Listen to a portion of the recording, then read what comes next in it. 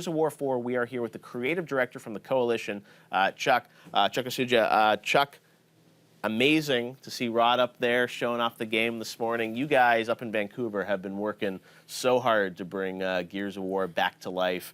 A lot of, myself included, I think, loved the original Gears. Then it sort of started to feel like more the same. You guys, I think, have really gone back to the roots of Gears, and you were kind enough to let me play a couple of levels, which is great. Tell me, what we saw at the press conference, I think people liked with the weather effects and the huge sense of scope. But you've got another demo that's going to be, at the Xbox event tonight and at E3. What does that one showcase? It shows a little bit more of the classic Gears gameplay. Yeah. So, the team is out trying to rescue Reyna, and they sort of discover the swarm for the first time. So you get to see, if you play through that, you get to see the origins of the swarm, and it's kind of exciting because we introduce it a little bit at a time, and you get to see them evolve a little bit, and get to try some of the new mechanics. So some of the pod mechanics and other things that are in there are pretty exciting. No, I got to play through it, and I mean, the sense of adventure is really, really impressive as you play through the game. One thing I wanted to ask you about was a tease that we saw at the end of the press conference of Marcus returning. Yeah, that was pretty exciting. I mean, it was hard for us to keep that a secret. It's been something we've been holding close to the vest for a long time. You sort of hinted at in that trailer where you sort of, I guess, see him and his son, but so he will be in the game. Is he going to be playable in the game? He will be in the game. Okay. So it was a lot of fun to be able to announce Marcus being back today. That's obviously what all the fans have been asking for. So we're not really to talk about what his role is going to be yet, but we got a lot more beats to go before we release. More than just a cameo, hopefully, right? Yeah, I think so. He's going to play a pretty significant role in the story, but we're really excited to have him. Yeah, absolutely. Now, some of this gameplay, as we see, one of the things that sort of, I love about Gears is obviously the sense of the stop and pop and the cover, but there's some really interesting moments with sort of active cover in these pods, which, as I found out when I was playing in Vancouver, I was like, oh, maybe there'll be a loot drop in one of these pods. It's like, no, there's never anything good that comes out of this. It's only bad, right? Yeah, the pods are an interesting mechanic that we dealt with along the way, because you really have to. It's hard to innovate on something like cover, so to do something that feels like it's new and unique and adds to the gameplay, the pods really do that. So there's a different way that you can interact with them. You can take cover on them. If enemies are taking cover on them, you can shoot them and explode them, but then there's a possibility you get something like a juvie that comes out of them. Right. Or if they're hanging from the ceiling, you can drop them onto enemies. So they really become a dynamic part of the environment in the gameplay. Yeah. No, I mean, the active cover stuff is incredible. Now, let's also talk about some of the new weapons.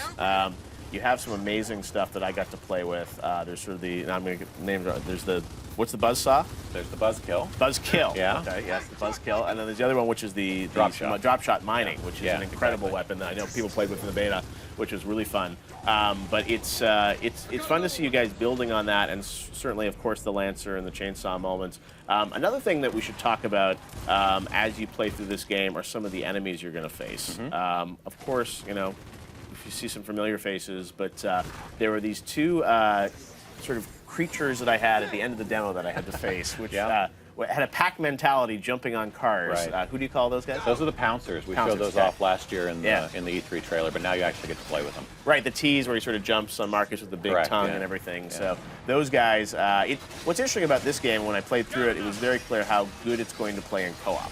Well, that's really that's the point of Gears. We we call it the game co-op, and in the development studio at the Coalition, we have a saying that co-op is the cake, not the icing. Yeah. So for us, when we built the game, we started from the ground up, saying, okay, how are we going to build co-op experiences? And the Pouncer are an example of an enemy that's actually built for co-op play. So I can definitely feel that, because it's one of those things where certainly as you're going down, you want to be revived, and it's. I like how the campaign plays now. It really feels like you're not sort of quick saving, quick loading. You've got friends that are coming by, reviving you, and you just had some pretty intense. Oh, here's a situation right here that we were talking about. Yeah, this was some intense moments that we had. There's a lot of stuff you can do with that Pouncer too. It's not just lay bullets into him with the Lancer. It's you can chainsaw him, you can shotgun him, you can knock them off your partners when they're getting pounced. So and then for you, when you get pounced, you have to knock them off yourself or try and get somebody to help you.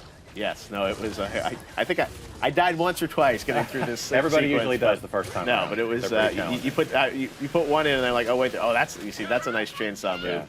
You also have a really interesting cover mechanic where you can vault over, and you can also tell us about that. Right, that's called the close cover combat, or CCC, and that again is a way you have to innovate with cover, because the game's been around for a while and people get used to it, and people like yourself always ask, oh, what's new? Yeah. Well, close cover combat is a different way to interact with cover. And one of the things we used to deal with in the old Gears games is you'd get on opposite pieces of cover, on the opposite side of the same cover. No. And really the only way to deal with that was to mantle over and then kick the opponent. Now what you have is you have the ability to play defensively on that side, where I can wait for you to be in position, get the X to come up, yank you over, and then open you up for a knife execution. Yeah. But the good thing is when you play in things like multiplayer, you're not, once you get yanked, it's not a fait accompli, right? You have an opportunity to counter that move. So the player does have an opportunity to split second, change that up, and you could wind up shanking me instead.